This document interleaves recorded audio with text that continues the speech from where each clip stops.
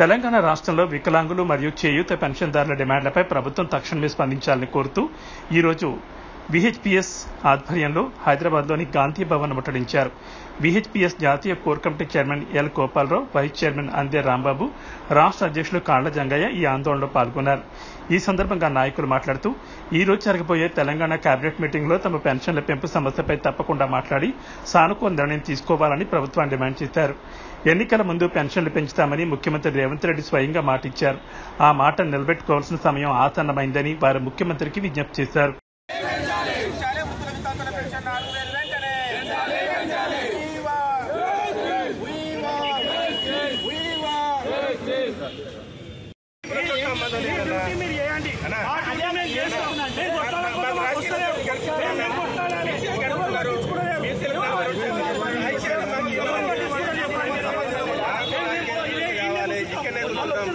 Party నిర్ణయం తీసుకోమనం ప్రభుత్వ నిర్ణయాలు ఉన్నాయి, పార్టీ నిర్ణయాలు ఉన్నాయి.